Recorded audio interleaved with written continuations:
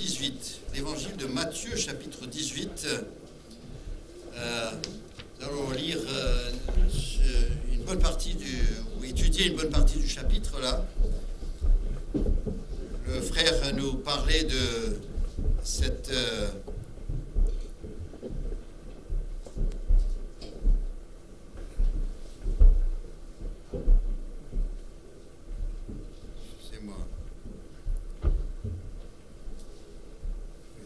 Il nous parlait de la joie d'avoir nos péchés pardonnés et la grâce, d'avoir la grâce de Dieu disponible pour nous. Je lisais cette semaine une remarque qui disait la règle de base, c'est œil pour œil, dent pour dent. Ça c'est la loi.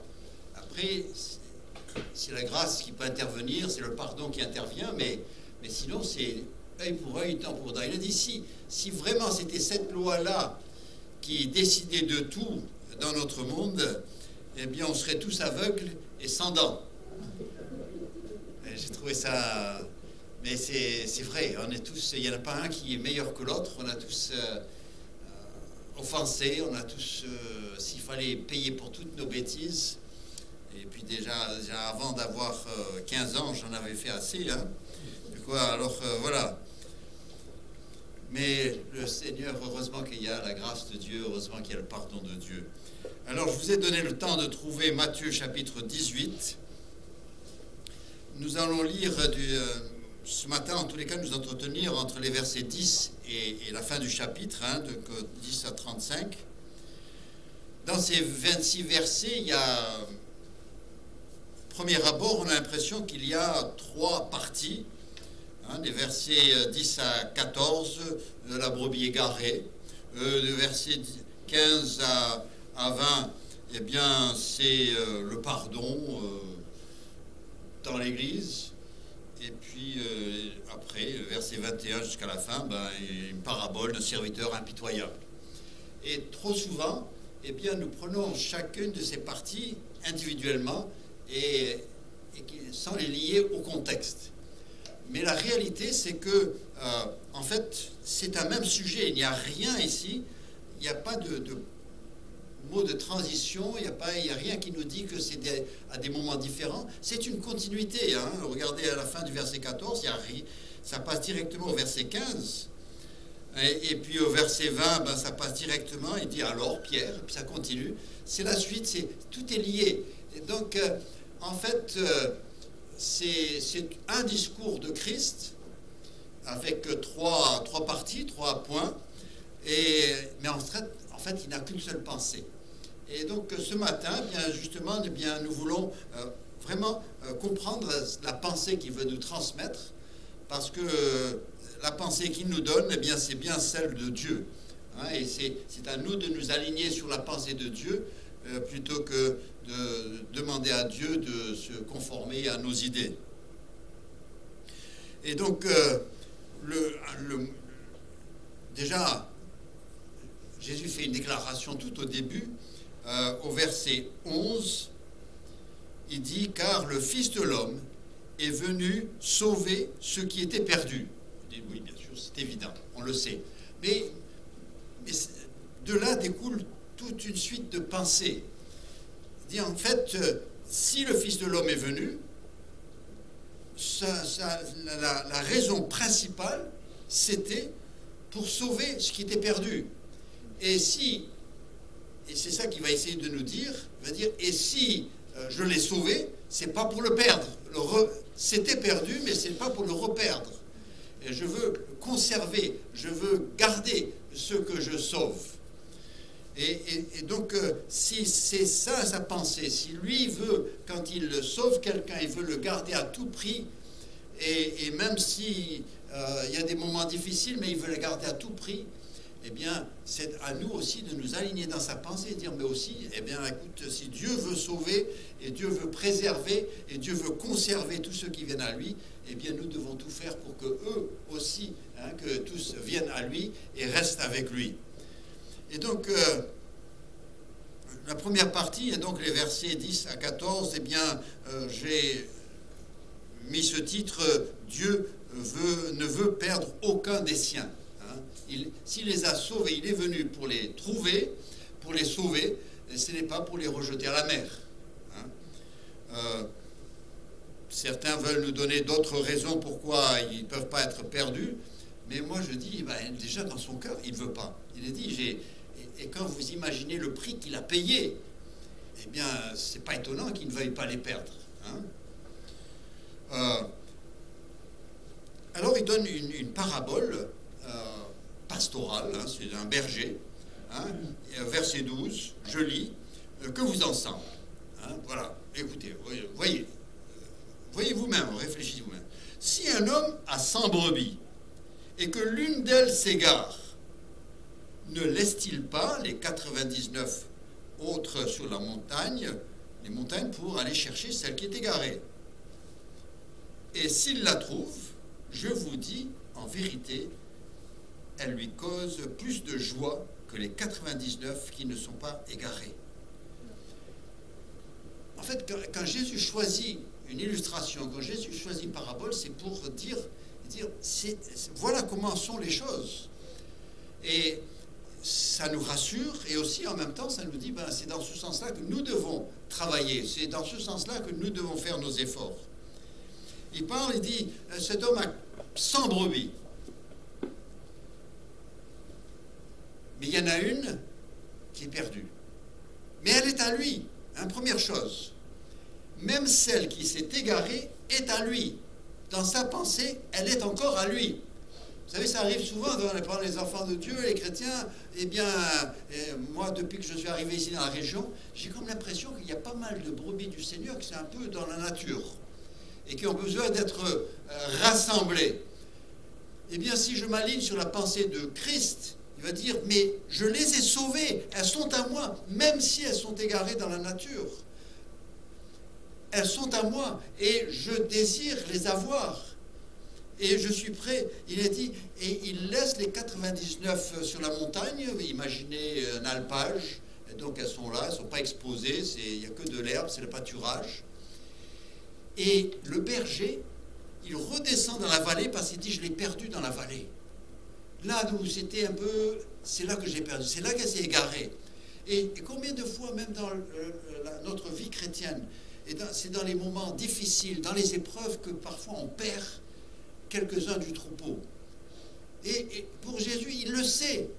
Il a dit, mais écoutez, dans la vie de tous les jours, c'est normal. Si on a 100 brebis et qu'il y en a une qui s'égare, peu importe pourquoi elle s'est égarée. Est-ce que c'est parce qu'elle manque d'attention? C'est parce qu'elle était faible? Parce qu'elle a été distraite? Parce qu'elle était un peu têtue? Parce qu'elle ne voulait pas marcher avec l'autre? Peu importe la raison. Il dit, elle s'est égarée. Mais elle est toujours à moi. Pour moi, j'ai 100 brebis. Même s'il n'y a que 99 sur la montagne. Et c'est important, c'est un message très important qu'il nous donne. Et c'est que chacun d'entre nous, même s'il y a un moment où nous nous égarons, où nous nous refroidissons, où on s'absente, le Seigneur dit, mais ma brebis, c'est toujours ma brebis. Peu importe où elle est. Et c'est important pour nous de penser comme ça aussi. Pas trop, nous, trop facilement, on est prêt à oublier quelqu'un. Pourquoi? Parce qu'on n'a pas payé cher. C'est des frères qui sont venus, puis ils partent, et puis c'est tout. Mais le berger, lui, il a payé cher. Très cher. Et il dit, ce qu'il fait, c'est qu'il quitte les 99 et il va chercher celle qui est égarée. Et il la cherche. C'est pas qu'il cherche un temps et dit, j'ai cherché quand même. Non, il cherche jusqu'à ce qu'il la trouve. Ça peut prendre du temps, ça peut prendre de l'effort. Et en général, quand une brebis se perd, on ne la trouve pas allongée dans le chemin, là où on est passé. Si elle est perdue, vous savez, quand on est perdu, on commence à aller dans tous les sens. Ça m'est arrivé à l'aéroport Charles de Gaulle d'essayer de trouver quelqu'un qui me cherchait. Lui, c'était le passager. Je m'attendais à ce qu'il attende là, à la sortie. Mais la personne, elle ne m'a pas vu tout de suite. Je suis arrivé, j'étais retenu, je suis arrivé en retard. Donc, elle commence à tourner dans l'aéroport.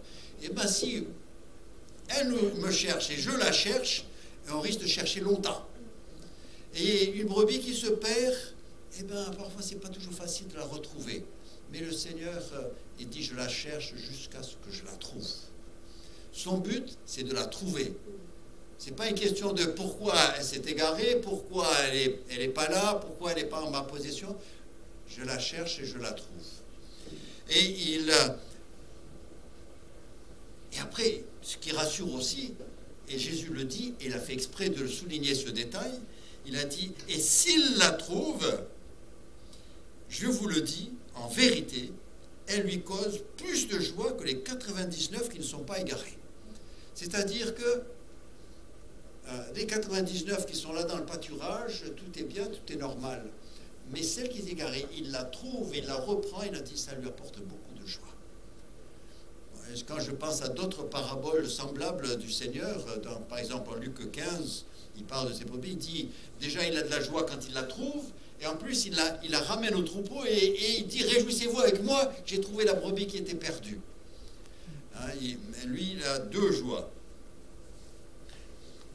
Écoute, et si le Seigneur se sert de vous pour trouver celle qui s'est égarée, et il se sert de vous pour la ramener au troupeau, vous entrez dans la joie du berger qui trouve la brebis et la joie de la brebis qui retrouve le troupeau. Que le Seigneur se serve de nous, et il peut se servir de n'importe lequel d'entre nous pour trouver cette brebis qui s'est égarée, peu importe la raison, c'est pas important. Il a dit, il n'y a pas, mais il y a de la joie à la trouver et à la ramener. C'est de rentrer dans sa joie lorsque nous trouvons. Et on lira ce passage dans Jacques où il parlera de cela. Et donc, c'est au verset 14, donc il dit, de même, ce n'est pas la volonté de notre Père qui est dans les cieux qu'il se perde un seul de ses petits. Une seule brebis, la plus faible, la plus chétive, la plus jeune, la plus récente, peu importe. Il dit, ce n'est pas la volonté du Père qui est dans les cieux qu'il se perde un seul de ses petits. Il dit, elles sont toutes précieuses. Et donc, si je veux faire la volonté du Père, si je travaille dans la volonté du Père, c'est aussi de m'intéresser à ces brebis qui sont égarées. Peu importe la raison. Peut-être c'est leur faute. Peut-être c'est la faute d'une autre brebis qui l'a mal envoyée. Peut-être elle avait les yeux sur autre chose. Peu importe. Il dit, c'est ma brebis et ma volonté, c'est qu'elle soit sauvée. Surtout qu'elle ne se perde pas. Et donc, la préoccupation n'est pas pourquoi la brebis s'est égarée, mais sa préoccupation, c'est qu'elle soit de nouveau dans sa possession, qu'ils soient ensemble, que lui et sa brebis soient en communion, qu'elle soit près de lui, qu'il la voie, qu'elle entende sa voix, qu'il l'entende, qu'il la voie se développer. C'est ça qu'il désire. Et si nous savons, si nous comprenons que c'est ça que le Seigneur désire, eh bien c'est à nous de travailler pour cela, pour qu'il l'ait, et d'entrer dans cette joie.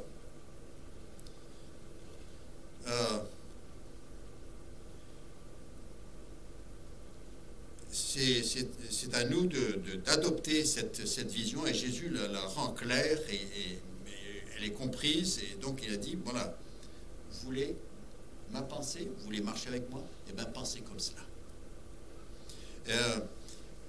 Au début du chapitre, Jésus avait pris un petit enfant, parce que au verset 1, il nous dit, en ce moment, les disciples s'approchèrent de Jésus et dirent, qui donc est le plus grand dans le royaume des cieux? Ça, c'est une conversation d'homme. Mais, verset 2, Jésus, ayant appelé un petit enfant, le plaça au milieu d'eux. C'est ce petit enfant qui est encore là. Il a pris ce tout jeune enfant. Et là, Jésus en dit, ce n'est pas la volonté du Père qui se perde un seul, Ne méprisez même pas le faible. Et quand, dans l'idée d'enfant, j'ai toute l'idée des plus faibles. Et dans l'Église, nous devons nous intéresser à ceux qui peuvent être faibles. Peu importe la nature de leur faiblesse, nous nous intéressons à eux, parce que lorsque nous nous intéressons aux plus petits de parmi nous, eh bien, personne ne sera oublié. Je me rappelle avoir lu un livre intitulé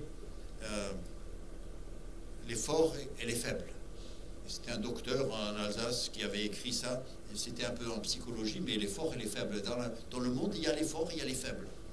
Et souvent, dans le monde, vous connaissez, vous y habitez depuis un bout de temps, les faibles se font écraser, les forts, ils marchent dessus. Mais dans l'Église de Jésus-Christ, c'est pas cela. C'est autre chose. Il y a des forts, il y a des faibles, mais on n'avance pas sans que tout le monde soit là. Hein, comme dans une famille. Hein, vous avez déjà vu des familles de 6-7 enfants qui voyagent. Voilà, c'est tout, à tous les coins, on fait le compte. Est-ce qu'ils sont tous là? Hein, et on fait tout, même le petit qui doit être poussé, et puis on fait... Tous doivent être là.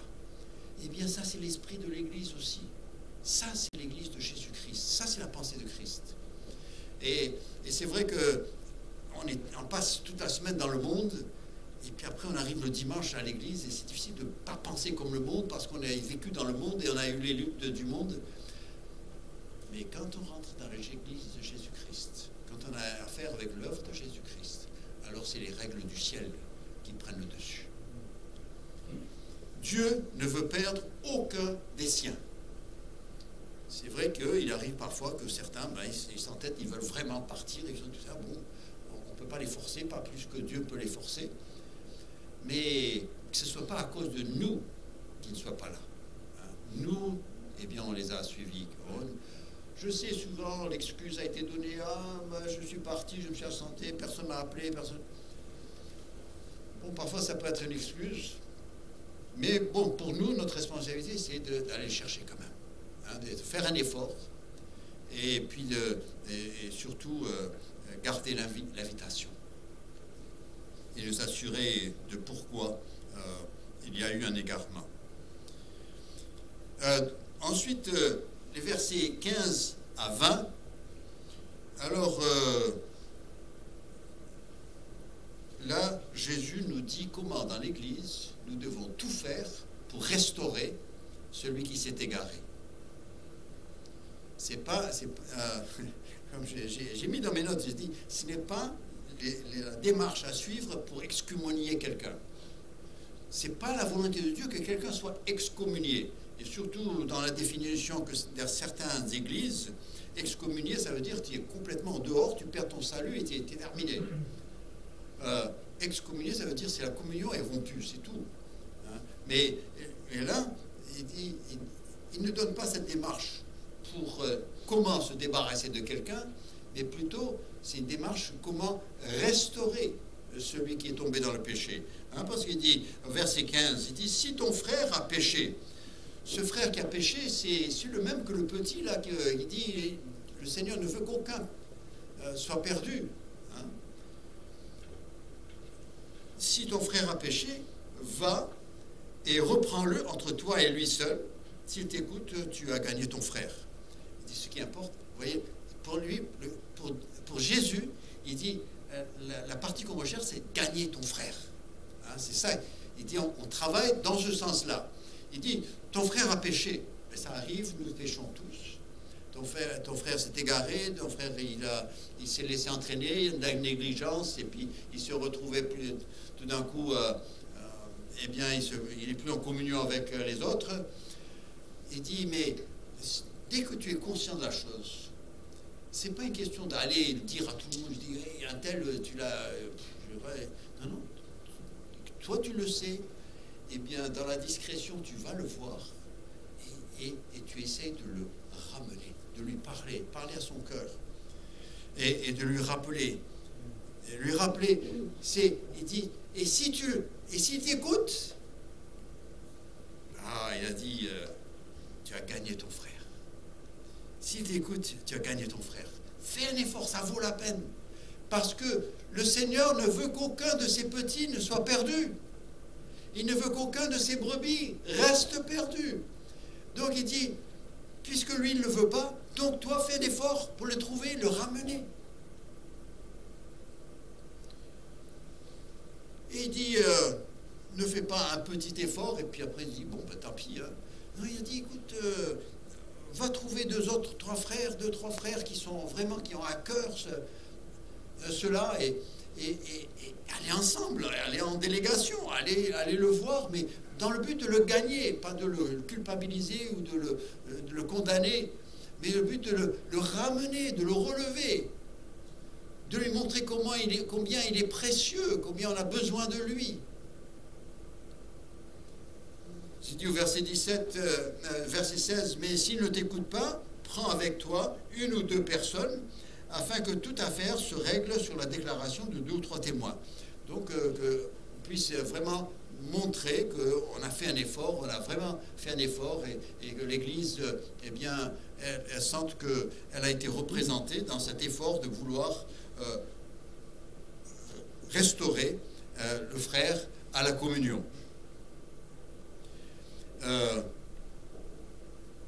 Dans l'épître aux Galates, l'apôtre Paul écrit, et je lis le passage, c'est Galates chapitre 6, verset 1, il dit, « Frères, si un homme vient être surpris en quelque faute, peu importe ce que c'est, vous qui êtes spirituels, redressez-le. » Vous savez, je me suis arrêté sur ce mot parce que redresser, l'idée d'un usage naturel, redresser quelqu'un, hein, c'est remonter les bretelles, on a d'autres expressions, et on a l'impression qu'on le prend par la force, et puis chut, on va le mettre.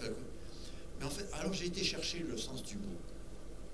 En fait, c'est redresser-le, ça veut dire de le ramener à l'état initial, de le remettre en état, le remettre là où il était avant. Donc c'est pas forcément un coup de marteau, hein, il y a plusieurs manières de redresser, de remettre en l'état d'origine. Et donc il dit, dans le sens, c'est restaurer, hein, c'est le mot restaurer. C'est ça qu'il a dit, Jacques, et je vous ai parlé de ce verset-là, hein, Jacques chapitre 5, versets 19 et 20, il dit, « Mes frères, si quelqu'un parmi vous s'est égaré loin de la vérité, et qu'un autre l'y ramène, qu'il sache que celui qui ramènera un pécheur de la voie où il s'était égaré sauvera une âme de la mort et couvrira une multitude de péchés. » Il dit, tu le préserves tu ne sais pas jusqu'où il pourrait aller. Il a pris une mauvaise direction. Et tu ne sais pas jusqu'à où, jusqu'à ce qu'il pourrait faire. Ramène-le avant qu'il soit trop tard. Rapidement réagir. Et dit, et si tu le ramènes, ben tu le sauveras de beaucoup de soucis, et tu le ramèneras dans la communion du Seigneur. Et il dit, mes frères, il dit, c'est à nous de faire l'effort. Nous pouvons participer à cela. Le Seigneur ne veut qu'aucun périsse, mais que tous viennent à la repentance. Il dit, je suis venu chercher, sauver ce qui était perdu. Eh bien, mais il nous recrute. Il veut que nous participions à cela. Il veut que nous rentrions dans ce ministère de restaurer ceux qui sont égarés. Et il y a, bien sûr, c'est pas mon sujet. Bien sûr, il y a les gens du monde qui sont perdus et qui ont besoin d'entendre, et ça c'est tout à fait vrai. Mais il y a aussi, vous savez, si on va chercher les âmes perdues, on les amène là, mais bon, les perd rapidement, on ne sait pas les garder, eh bien, c'est le moulin, hein, c'est pas une église, ça. Assembler, ça veut dire que rassemble, c'est pas juste un lieu de passage. On rentre par une porte et on sort par l'autre. Et donc, il dit, entrons dans la pensée du Seigneur. Hein? Le Seigneur, il a dit, j'ai payé tellement cher, j'ai payé un tel effort pour l'avoir et pour le sauver, et maintenant je voudrais le garder. Et nous pensons à cela pour ceux qui nous sont proches, ceux qui sont plus éloignés. À partir du moment que je le connais et que j'ai eu des relations avec lui et que j'ai un certain rapport avec la personne, eh bien, ça devient ma responsabilité de participer à sa continuité. Et c'est sûr que tant que je m'intéresse au bien-être spirituel d'un autre, en fait, je suis en train de retenir mon bien-être, entretenir mon bien-être spirituel. Parce que c'est difficile de dire à quelqu'un, écoute, viens à l'église, et si je n'y vais pas moi-même. C'est difficile de dire à quelqu'un, écoute, si je ne le pratique pas moi-même. Hein, donc, le fait d'aller et de parler, et d'encourager, et d'ouvrir la parole à quelqu'un, ben ça m'encourage à lire la parole aussi, et à prier. Et c'est pour notre bien. Et puis après, il y a toute une joie dans la chose. Et donc, ce que je comprends aussi dans ce passage, il dit, et s'il refuse de les écouter, dis-le à l'église, donc à l'assemblée, et s'il refuse aussi d'écouter l'église, qu'il soit pour toi comme un païen et un publicain. Et c'est pas de dire de le rejeter, parce que Dieu aime les païens et les publicains, il est mort pour eux aussi, et il veut les sauver. C'est pas de dire qu'il soit pour toi un païen, un publicain, ça veut dire qu'il n'y a pas de communion spirituelle avec lui, mais il est toujours précieux. Hein, il est arrivé à un tel point où eh bien, il ne ressent plus le besoin de cette communion. Il dit, mais essaye quand même. Hein, essaye quand même, n'abandonne pas, reste. En fait, ce que on pourrait dire, c'est garde la porte ouverte. Parce que vous connaissez bien l'histoire du fils prodigue. C'est sûr, je suis sûr que le père était là pour l'empêcher de partir. Quand il l'a vu partir, il a vu ses intentions, il a tout fait pour le retenir. Maman a pleuré. Vous pouvez imaginer une scène, hein, une scène sémite, mais il s'est entêté, il est parti. Et vous savez, c'est que la porte du retour n'était jamais fermée.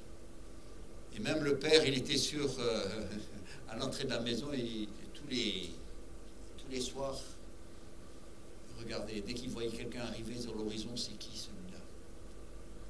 Hein, il était la porte. Et que l'Église puisse avoir cette attitude aussi. Que celui qui s'égare, peu importe, il est parti en claquant la porte et en disant des choses qui blessent. Peu importe. Mais la porte de l'Église n'est pas notre porte, c'est pas la porte de chez moi, c'est la porte du Seigneur. Et donc elle reste ouverte jusqu'au jour où lui la fermera. Et ça sera autre chose. Mais pour nous, pour l'instant, elle est ouverte, elle reste ouverte, et on doit disposer à recevoir et reprendre n'importe qui part. Et le restaurer à la communion, surtout le restaurer à la communion avec le Seigneur, pas seulement venir prendre du café avec nous, mais partager la parole. Et ici, une autre chose que je comprends dans ce passage, c'est que il dit, ne t'arrête pas avec une tentative ou deux tentatives, mais fais tout ce que tu peux. Fais tout ce que tu peux pour arriver à la restauration. Donc ces versets 15 à 20 ne sont pas une description de la marche à suivre pour excommunier. Il dit, bon, si tu as fait 1, et si tu as fait 2, et si tu as fait 3, et ça ne marche pas, eh bien, terminé. C'est pas ça qu'il dit. Il dit, en fait, ce sont les étapes et l'effort, et chaque fois, l'effort est augmenté pour restaurer, pour laisser. Il dit, s'il refuse d'écouter, s'il est résolu dans sa désobéissance, eh bien c'est excommunier dans le sens de lui faire ressentir l'absence de communion. S'il est enfant de Dieu et qu'il n'y a pas la communion, il va le ressentir. S'il n'est pas enfant de Dieu, il ne ressentira jamais ce besoin de communion. Mais s'il est enfant de Dieu, il y a un moment où il dit « ça me manque ».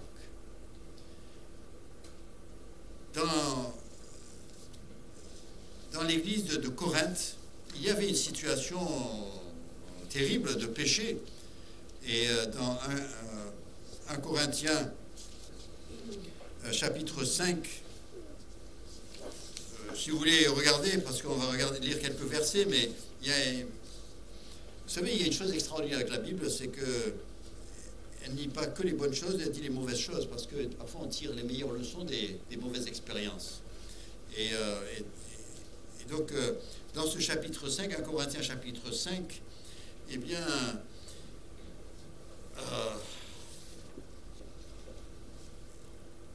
verset 1, il dit, on entend dire généralement qu'il y a parmi vous de l'impudicité, par une église, une impudicité telle qu'elle ne se rencontre pas même chez les païens. C'est au point où que l'un de vous a la femme de son père. Il dit, mais c'est pas possible. Même dans la culture du monde et dans la société du monde, on ne tolère pas cela. Et vous l'avez dans l'église. Et puis en plus, il dit, et en plus vous êtes, verset 2, vous êtes enflés d'orgueil. Vous n'avez pas plutôt de l'affliction. Il dit, mais c'est pas possible. Vous êtes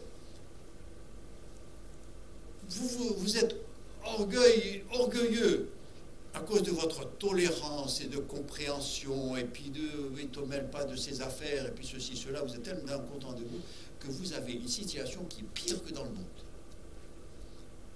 Et c'est vrai que c'est arrivé, ça arrive dans le christianisme, qu'il y a des choses qui se passent que même les gens du monde ne trouvent pas normales. Et c'est pas récent, parce que l'église de Corinthe, c'était comme ça.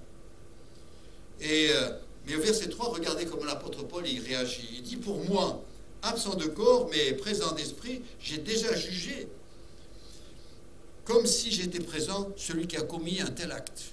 Au nom du Seigneur Jésus, vous et mon esprit étant assemblés avec la puissance de notre Seigneur Jésus, qu'un tel homme soit livré à Satan pour la destruction de la chair, afin que l'esprit soit sauvé au jour de Jésus-Christ, du Seigneur Jésus. Il dit livré à Satan, et puis je ne vais pas discuter longtemps, mais ce n'est pas voué à la perdition, hein, c'est pas ça qu'il soit livré à Satan, c'est-à-dire qu'on l'expose à Satan et que Satan fasse ce qu'il veut pendant un temps. Il va être assez malmené qu'il va vouloir revenir. Le but, c'est encore de la restauration. C'est pas pour le faire souffrir. Regardez, il a dit pour la destruction de la chair, il n'a pas dit pour la destruction de l'être humain. La chair, c'est la nature charnelle. C'est même pas la destruction du corps. C'est pas que je le voue à la maladie ou quelque chose comme ça pour qu'il meure. Mais qu'il souffre de la chair qui agit en lui, qu'elle lui fasse souffrir. Et qu'il revienne au Seigneur comme la première fois. Parce qu'il souffrait du péché, de l'œuvre du péché dans sa vie. Et ce qui est beau, c'est que dans la seconde épître de Paul aux Corinthiens, en fait, certainement qu'il y en avait une entre les deux, hein, c'est la seconde qui est inspirée. Il y en avait une qui n'était pas inspirée entre les deux, mais dans sa seconde épître, 2 Corinthiens chapitre 2, regardez l'attitude de l'apôtre Paul, 2 Corinthiens chapitre 2, versets 5 à 8, il dit, si quelqu'un a été une cause de tristesse, ce n'est pas moi qui l'a attristé, c'est vous tous, du moins en partie pour ne pas rien exagérer. Il suffit pour cet homme du châtiment qui lui a été affligé par le plus grand nombre, en sorte que vous devez plutôt lui pardonner et le consoler, de peur qu'il ne soit accablé par une tristesse excessive. Je vous exhorte donc de faire acte de charité envers lui. On pense certainement que c'est la même personne. Et la personne a été un peu mise de côté pour ressentir vraiment ce que c'est que de ne pas avoir cette communion, de vraiment ressentir, laisser agir la chair dans son corps et ce qu'elle lui ferait souffrir, et pour qu'il revienne, pour qu'il ait le désir de revenir. Et quand il revient, il dit, écoutez, il a déjà été suffisamment affligé, bien pardonnez-lui. Et recevez-le, restaurez-le. C'est ça la pensée du Seigneur. C'est toujours restauration. C'est jamais perdition. Nous, on n'a pas le droit. Nous sommes dignes, chacun d'entre nous sommes dignes de perdition. Et grâce à Jésus-Christ mort sur la croix, bien, nous pouvons accéder à la grâce de Dieu et recevoir le pardon de nos péchés. Donc ce n'est pas à nous qui sommes des personnes graciées qui devons chercher la perdition de quelqu'un. Ce n'est pas dans la pensée du Seigneur. Nous devons toujours chercher la restauration. Tout faire. C'est-à-dire que l'attitude de l'Église soit telle que la personne sait que même si elle s'est égarée, même si et c'est tout sa faute, et peu importe à qui la faute, mais qu'elle sache qu'elle peut revenir et sera bien reçue. Et c'est important que nous communiquions ce message parce que Jésus le recevrait. Et nous ne pouvons pas être plus royalistes que le roi. Hein. On ne peut pas être plus dur que le Seigneur. Mais on doit être aussi bon que lui. Et d'où la suite du passage dans Matthieu 18, quand et bien justement, il dit, pour ceux qui ont été graciés, eh bien alors, vous ne pouvez pas faire autrement que de pardonner. Et donc il raconte cette parabole où le maître, il a un serviteur qui, eh bien, la dette a accumulé, elle a accumulé, est arrivé au point où il doit 10 000 talents. Hein. Même si vous ne savez pas ce que vaut un talent, mais 10 000 de n'importe quoi, ça fait beaucoup. Mais c'est une forte somme d'argent. Et alors le maître lui dit, écoute, tu sais, la dette, elle est arrivée au point là, et il faut que tu la règles. Et parce que sinon, et c'était la coutume à l'époque,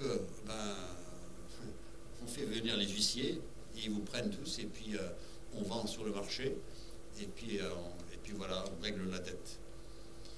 On ne fait pas de la même manière aujourd'hui, mais il y a l'équivalent, le principe est là. Et cet homme, il nous dit, verset 25, comme il n'avait pas de quoi payer, son maître ordonna qu'il fût vendu, lui, sa femme, ses enfants et tout ce qu'il avait, et que cette dette fût acquittée.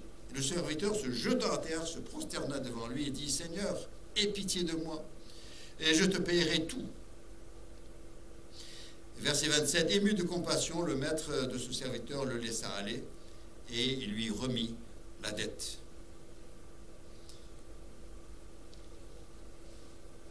Il avait une dette impossible à payer. Il ne pourrait pas la payer. Et le maître n'a pas dit, le maître a su plus que lui. Lui, il a dit, mais écoute, je te payerai, je te promets, je te payerai. Mais le maître, il sait que c'est impossible. Il pourrait jamais, il vivrait pas assez longtemps pour pouvoir rembourser. Et il sait que la seule issue, c'est de lui remettre la dette. C'est la seule manière de le libérer. Parce que si il dit, écoute, je te pardonne la moitié, l'autre moitié, c'est déjà trop. Et il n'y avait pas moyen de négocier quelque chose. C'était ou je remets la dette, ou bien c'est le jugement, c'est la justice. Et Jésus se sert de cela pour un peu nous donner une idée de notre situation. Lorsque nous sommes venus à Dieu, nous avions une dette énorme. C'est ça que je disais tout à l'heure. Si vraiment c'était le principe œil pour œil et dent pour dent, on serait tous sans dents et aveugles. Parce que il faudrait payer pour tout. Mais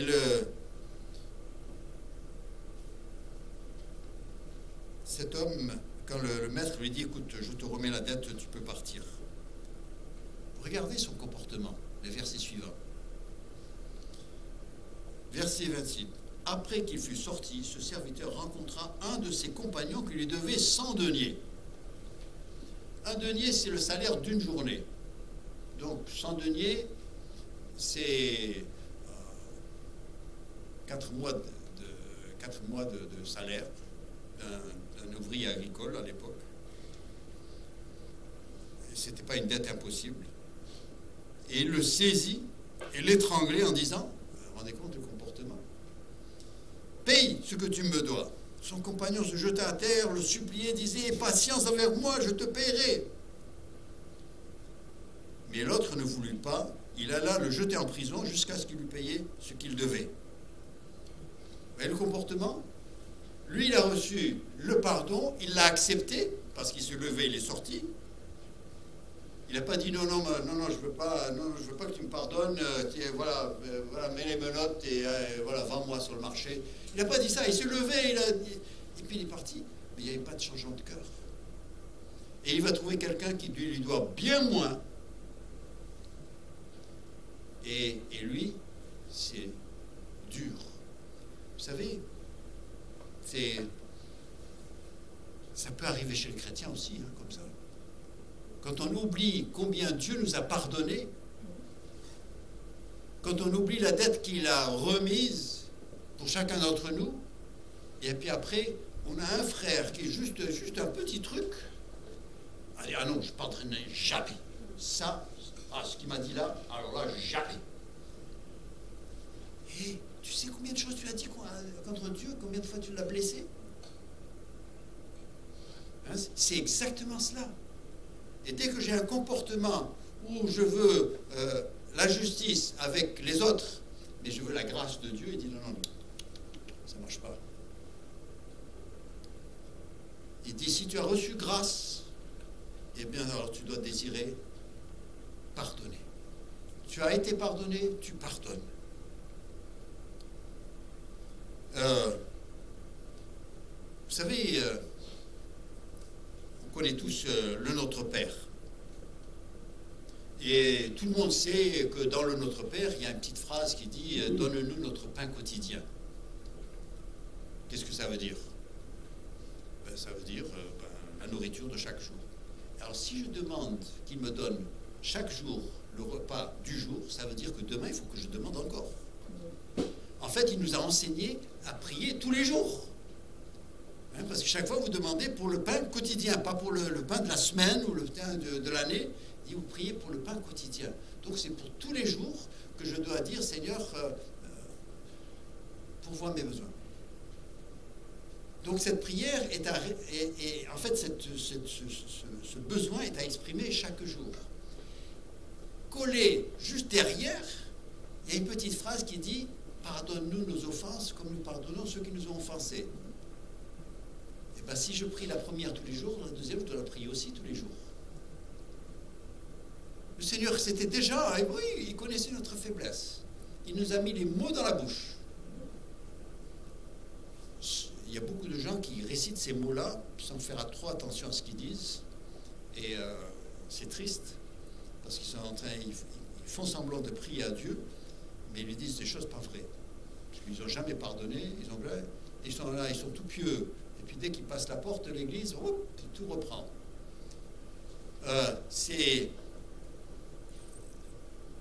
Et c'est cette dernière phrase que Jésus reprend dans Matthieu chapitre 6. Il dit, et si vous ne pardonnez pas, vous ne serez pas pardonnés.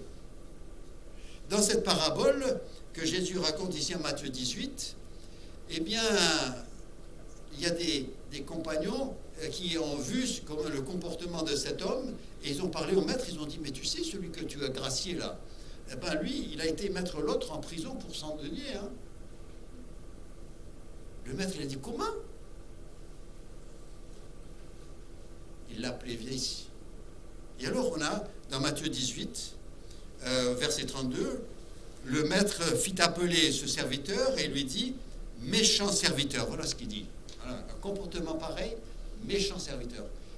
Et si c'était dans l'église, il dit méchant chrétien. C'est pas gentil, hein?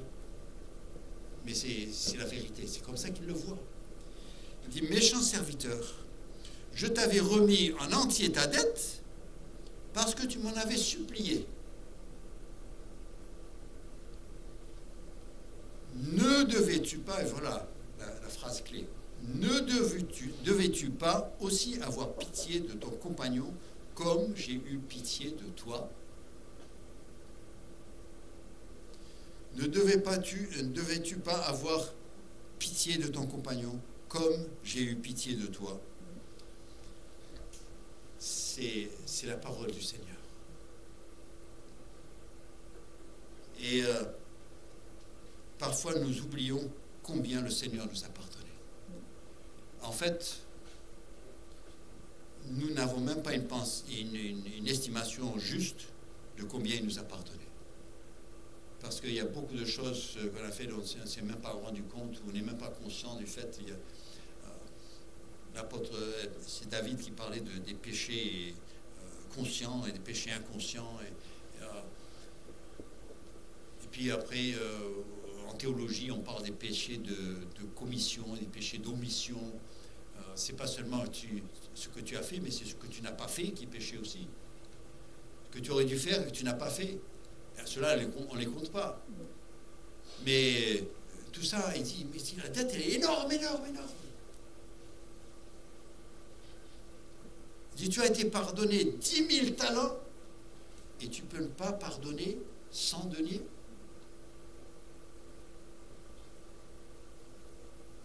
Dans Colossiens chapitre 3, verset 13, il nous dit, supportez-vous les uns les autres, et s'il y a sujet de se plaindre de l'autre, pardonnez-vous réciproquement. De même que Christ vous a pardonné, pardonnez-vous aussi. Vous savez, en fait, le titre de mes prédications, c'est le prix du pardon. Vous savez ce que ça, ce maître, vous savez ce que ça lui a coûté de pardonner cet homme? Ça lui a coûté 10 000 talents. Parce que ça, c'est quelque chose, c'est l'argent qui n'existe plus. Ça lui a coûté, pardonner, ça lui a coûté 10 000 talents. Vous savez ce que ça a coûté à Dieu de le pardonner? Son fils bien-aimé, en qui il avait mis toute son affection. Le fils unique. Dieu a tant aimé le monde qu'il a donné son fils unique. Voilà ce que ça lui a coûté pour pouvoir nous pardonner, pour nous offrir le pardon.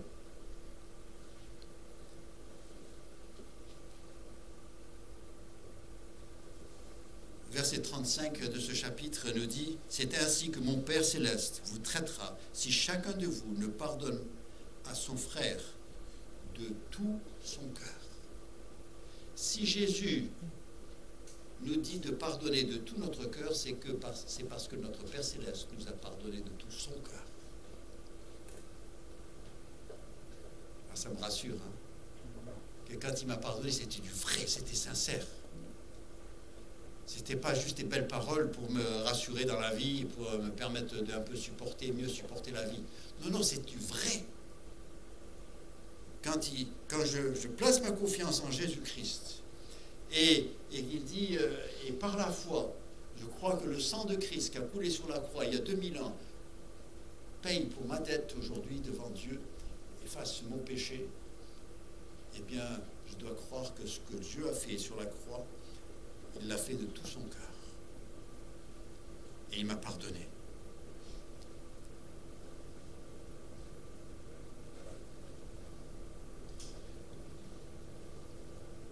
Vous savez, Jésus, David, dans le psaume 51, ce matin, tout à l'heure, on a lu le psaume, un autre psaume de repentance, mais dans le psaume 51, David dit, « J'ai péché contre toi seul, j'ai fait ce qui est mal à tes yeux, en sorte que tu seras juste dans ta sentence, sans reproche dans ton jugement. » Il dit, Dieu,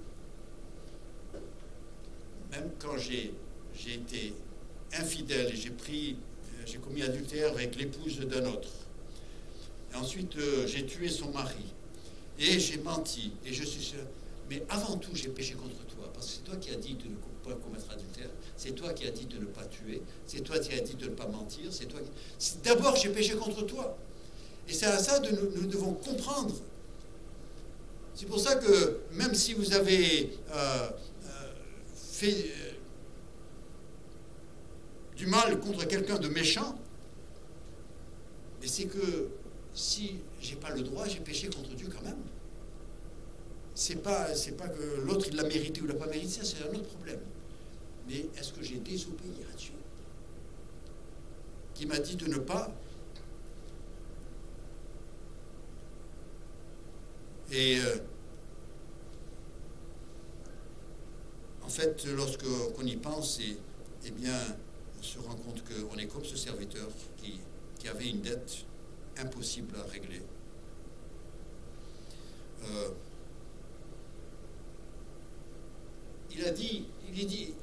Cet homme a dit, mais je te paierai. Vous savez, il y a beaucoup de gens encore aujourd'hui qui se rendent compte qu'ils ont péché, mais selon les règles suivant leur religion, eh bien, ils essaient de payer. Je te payerai, je ferai ceci, je ferai cela. Et il dit, mais je vais être, à partir de maintenant, j'ai décidé, je vais faire de bonnes œuvres, et je vais être fidèle, et je vais prier, et je vais être généreux, je vais faire... Vous savez, c'est comme celui qui, pendant des années, n'a pas payé son loyer. Et après, il y a un moment où il retrouve le bon sens, il va voir le propriétaire et dit, écoutez, monsieur, je sais, ça fait 15 ans que je n'ai pas payé le loyer, mais je vous paierai.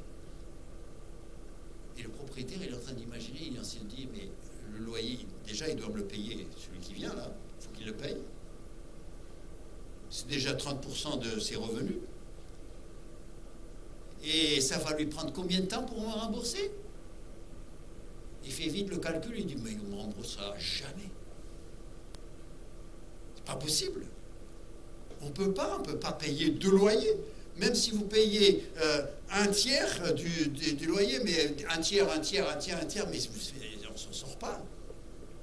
Et alors, c'est la même chose quand une personne vient à Dieu et dit, Dieu, écoute, je te demande pardon, je vais faire de bonnes œuvres, tout ça pour...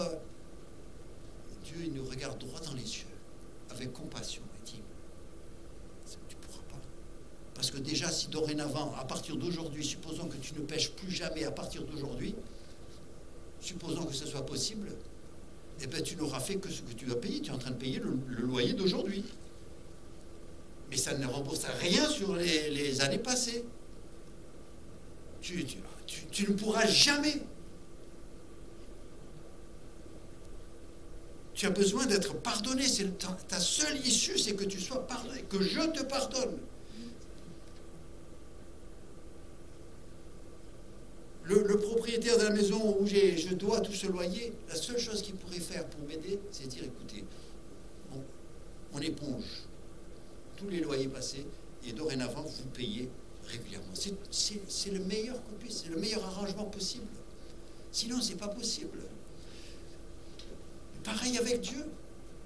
La dette est tellement grande. Et alors... je viens à Dieu. Et j'ai dit, Dieu, je comprends que j'ai péché. Je comprends qu'il n'y a aucun moyen. Il te dit, tu vois la croix là-bas? Ben va là-bas. Et demande à Jésus d'appliquer son sang à ta vie. Lui peut pardonner.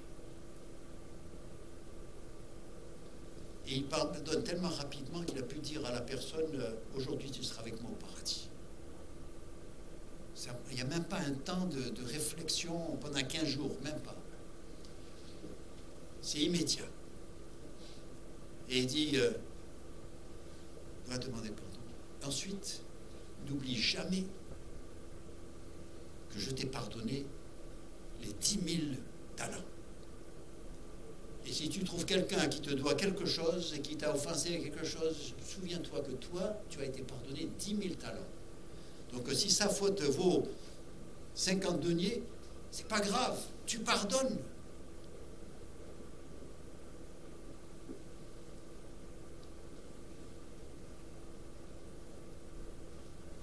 N'oublions pas. Jésus a dit, moi je suis venu, le Fils de l'homme est venu pour sauver. Ne détruisez pas ceux que je veux sauver, mais travaillez avec moi. Ramenez-les, restaurez-les. Et vous savez, en général, les brebis égarées qui sont retrouvées, elles ne sont pas en bon état.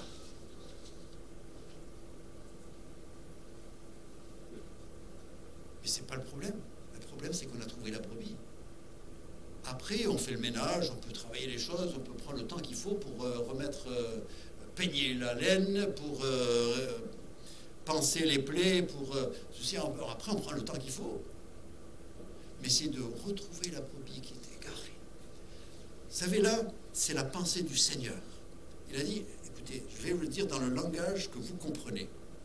Donc avec des petites histoires. Je vous dis exactement comment Dieu pense, le Père Céleste pense. Et il ne veut qu'aucun de ces petits, des plus faibles et les plus difficiles de ces chrétiens, il dit, il ne veut perdre aucun. Je les veux tous. Oh, il y a une dernière pensée que je voudrais dire. C'est que, vous savez, il a dit que la question soit apportée à l'Église, à l'Assemblée. Et on a presque l'impression que c'est l'Assemblée qui tranche. D'où l'importance d'avoir une Assemblée qui a un cœur aligné avec le Seigneur. C'est pas juste avoir du monde qui se dit chrétien, qui porte des petites croix. Il faut que l'Église soit composée de personnes matures et pures pour pouvoir restaurer. Il dit, c'est toi qui me restaures, mais tu es pire que moi. Seulement, toi, tu es hypocrite et moi, je n'ai pas osé l'être. C'est pour ça que je suis dehors. Non, ça ne va pas, ça. L'Assemblée doit être composée de personnes qui ont la pensée de Dieu. Et là, la restauration pourra se faire. Et même, je dirais, certains voudront revenir et reprendre avec l'Assemblée du Seigneur. Oh, que le Seigneur nous aide. Il nous aide à être, je ne vais pas me prononcer sur ailleurs, chez nous. Déjà, soyons ce que nous devons être. Et soyons connus comme une Église qui restaure. Peu importe, tu viens avec tu es tordu, tu n'es pas tordu comme moi, mais tu es tordu autrement, donc on a du mal à coucher ensemble. Mais ça ne fait rien, on va travailler pour s'aligner sur la personne de Jésus-Christ. Et pour prendre la forme et la pensée de Jésus-Christ. Afin que ça apporte de la joie au berger, le grand berger de nos âmes, Jésus-Christ. Prions. Père Céleste, combien nous sommes reconnaissants à toi pour un tel amour. Combien nous sommes reconnaissants à toi pour que toi tu aies cette pensée-là. Heureusement que tu ne penses pas comme les hommes et que tu ne réagis pas comme les hommes. Et si cet évangile avait été créé par les hommes, il aurait ressemblé au monde qui nous entoure. Mais il ne ressemble pas. Même le monde le trouve très différent. Mais c'est parce qu'il vient d'en haut. La sagesse d'en haut est différente de la sagesse du monde. Et Seigneur, nous qui sommes tes enfants, qui prétendons être à toi, eh bien Seigneur, nous devons apprendre à vivre selon tes pensées. Hein, tes pensées sont au-dessus de nos pensées comme la terre, et le ciel est au-dessus de la terre. Mais Seigneur, on doit se rapprocher de plus en plus à ta pensée. Penser tes pensées derrière toi. Nous comporter comme tu te serais comporté. Pardonner comme tu pardonnes, généreusement. Seigneur, tu as payé tellement cher, tu ne veux perdre aucun. Que ce ne soit pas à cause de nous que certains se perdent et s'égarent et s'éloignent et deviennent des victimes de l'ennemi. Père Seigneur, on ne se présente pas comme étant un modèle là aujourd'hui, non. On veut d'abord connaître ta pensée et puis après ensuite, Seigneur, on demande ton aide. Déjà, je te prie pour ceux parmi nous qui pourrions avoir encore des dettes qui ont besoin d'être pardonnées par toi. Eh bien, Seigneur, qu'ils soient disposés à venir à toi et demander que tu leur remettes la dette dans ta grâce, afin qu'ils puissent avoir la joie du racheter. Et puis, deuxièmement, Seigneur, que nous n'oublions jamais combien nous avons été pardonnés et que nous soyons toujours disposés à pardonner ceux qui ne doivent que 50 deniers. Après tout, nous voulons avoir le pardon des autres. Seigneur, que nous puissions donner aux autres ce que nous aimerions recevoir nous-mêmes. Père, merci pour ta parole. Merci pour ce temps ensemble. Et merci d'avoir pris le temps avec nous, de nous aider à comprendre et de nous rappeler ces choses. C'est au nom de Jésus-Christ que nous prions. Amen.